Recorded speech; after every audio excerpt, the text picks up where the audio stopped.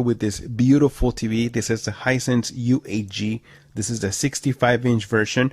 So in my previous video, I was showing you that I had some problems while gaming and trying to use local dimming. It just didn't work while using game mode, picture mode.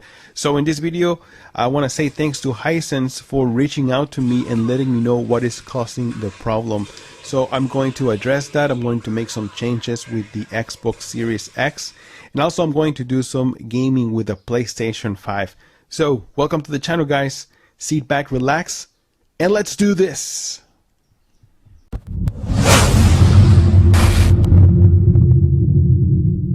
Alright guys, so as I mentioned on my previous video, I wasn't able to use local dimming while using game mode. And the problem is actually very simple. It's variable refresh rate. Even though I turned off variable refresh rate from my TV, you have to turn it off from the console, directly from the Xbox. Right here, a low variable refresh rate. You notice that there's not check mark anymore. So that is the thing. Even if you have it on here and if you turn it off from the TV will still detect that from the console and will assume that it has freezing on. So there is a problem that local dimming doesn't work with freezing or variable refresh rate, but that is a problem with the console and this TV. Once you unselect that, you will be able to use local dimming, and let me tell you guys, it is a big difference. Now this TV has 360 dimming zones, and let me tell you, the black levels are so close to OLED. This TV also has 1500 nits of peak brightness. That's the minimum, at least. With HDR and those 360 dimming zones working together, makes a beautiful, beautiful picture. The HDR highlights, the specular highlights are so noticeable. It's sort of like three-dimensional. And games like, for example, Gears 5, they look amazing with this thing. You can see a huge contrast, huge difference. Everything just stands out while using the 360 dimming zones, or at least local dimming. I have local dimming on high, so I want to get the highest, brightest panel possible and the best contrast in black levels. So I really, really like this. I think it was very important for me to have local dimming working, even though some of you guys, I noticed that you prefer to use the native contrast. But honestly, I think it makes a big difference, and that is one of the biggest reasons I'm buying a full array local dimming TV, right? Because I want to get all these dimming zones working together so I can get the proper black levels and contrast. Then at the same time, I am compromising freezing for local dimming. So I much rather use local dimming because I really like how the picture looks. Black levels, contrast, highlights, everything looks absolutely beautiful. But then again, I do want to use freezing, even though I'm not experiencing any screen tearing or stuttering or anything like that. But that is another thing that we're spending extra money so we can get these other features, right? So thankfully, Hisense knows about this and they're going to address it with a future update. At the same time, we already have these features now. So I am looking forward to everything working together properly so we can have the better experience. All right, so let's go into the TV options. Picture, I'm using game picture mode. Let's go into the backlight, and the local dimming is on high right now. I am using it and I'm loving it. The backlight level is on 80 right now because I'm using SDR.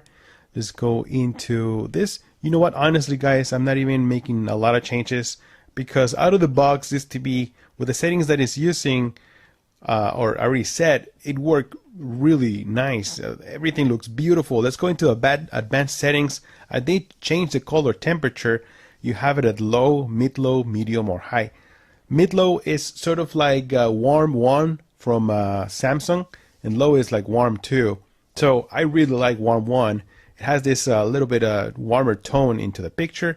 Medium is like cool, and then high is like cool 2, sort of like that. Mid-low is my way to go. That is just my personal preference. Motion clearness, this is like BFI or black frame insertion. Honestly, I don't like this. It's supposed to enhance motion, but I do see the flickering a lot, so I don't like this. All the other options are going to be turned off because they do increase input lag. active contrast. So I have this one on medium. You can turn it off if you want to, but if you want a better highlights or brighter picture, I use medium. Once again, this is my own personal preference. You can choose whatever you like the best. Color space, I have this one in native. You can use out of, but I always recommend to use native when using SDR. It just looks better. Colors look more saturated, and it just look a lot better in my personal preference. And once again, freezing is on. Instant game response is on again. It's working properly, no issues with that, but freezing is off from this TV, and also from the console, directly from the console. Make sure you do that. Alright guys, so let's jump into the PlayStation 5, because for instance, the PlayStation doesn't have those problems that the Xbox has right now. Why? Because it doesn't have the variable refresh rate, so you won't have those dimming zones or local dimming problems as the Xbox if you're using variable refresh rate. Second of all, also the PlayStation has some gameplay with 120 Hz. And I don't know if you guys remember, but with the Xbox, I had problems with the audio and 120 Hz. So I wanted to address that right here on the PlayStation. Before I do that, let's jump into how you set up to play 4K and 120 Hz, or at least the 120 Hz high frame rate option, right? So let's go into the settings from the PlayStation real quick. This is super easy. You might already know this, or you might not as of right now. Let me see, what is the output. Video is 2160 60 Hertz or 4K 60. That's fine. Let's go back over here, and then we're going to go into the save data in game app settings, game presets, and then right here in performance mode or resolution mode. I have this in performance mode.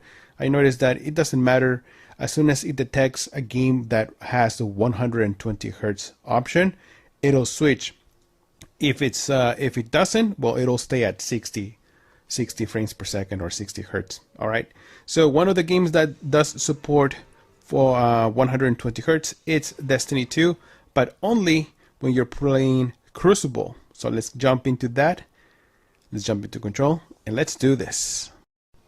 So right now the game should be at 4K 60. For that, I just press the menu and then back out, and then this little window will pop up and it'll give you the information 3840 2160 at 60 Hertz with HDR10. Alright, so we're into a Crucible game, and let's go and check out that resolution and performance. Yes, 3840 2160 at 120 Hertz. So first good news is that audio is working properly. I don't know if you guys can hear it, but audio, it is working properly, so no problems with that whatsoever. Second of all is I'm gonna get my ass kicked because I forgot how to play Destiny 2, even though I used to play Destiny so much before. But I don't know, I think something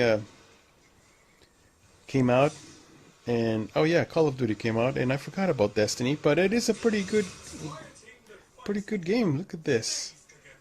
It is fun, cool story too, and let me tell you, the performance on the oh my goodness, the performance 120 Hz. I think honestly, personally, this is one of my favorite games to play 120 frames per second or 120 Hz, because it just feels so smooth. It runs very, very smooth, and also the HDR performance, I think it looks absolutely amazing with this to be, as I mentioned before, very good highlights, very colorful as well, very good contrast. Oh my goodness, what happened? I just love how it looks. Oh, hello. Oh my god. Alright guys, so I am back playing Returnal right here with a PlayStation 5, and let me tell you, this game, one of the problems that I had playing with my LG CX is just that it was too dark. I'm not saying they didn't look right, I mean it looks beautiful too, but now I can see some more highlights, more details, because this TV is just brighter, and the contrast and the local dimming and everything working properly. My god, look how beautiful this looks. Come and walk where few have been. Oh my god, am I in trouble? No, no, no. Man, I forgot how to about this game. I just haven't been playing it lately, but it's all coming back, don't worry. But let me tell you guys, it looks beautiful. This is man, I am so excited to be back and playing. Oh man, I forgot about this. Oh Jesus. Goodbye. Oh man, those guys are so annoying. Oh yeah, I forgot I had this. This looks so nice, guys.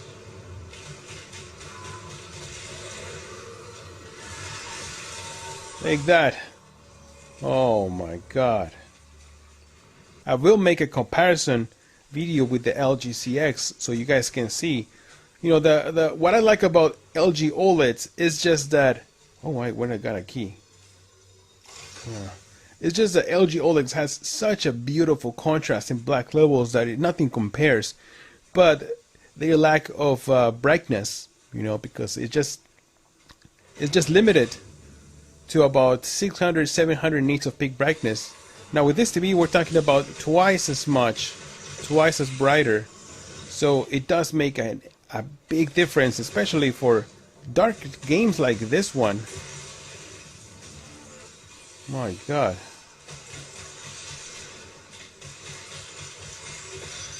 Man, I'm so excited that everything is working properly.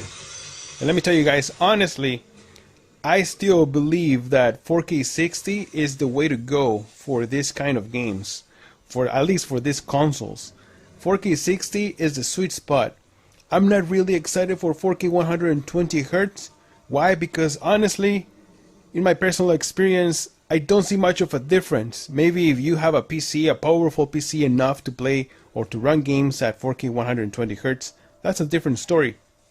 But on consoles, I don't see much of a difference. I rather play a 4K 60 with HDR and this level of performance, and it just looks absolutely beautiful. But that is just my own personal opinion. What is your opinion on this? Do you notice a difference between 4K 60 and 120 Hz? Let me know in the comments below.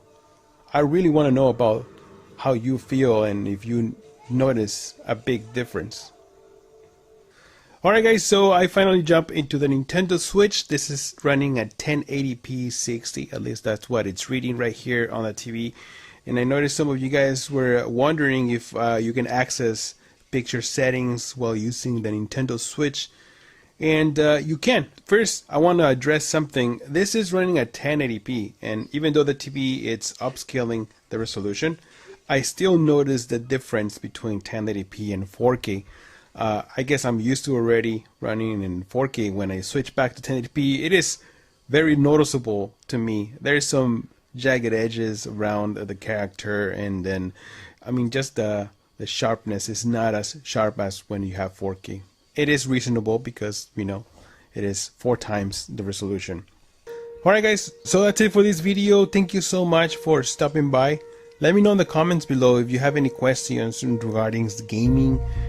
But so far, this TV is looking amazing. I really like the picture. I really like the black levels and contrast.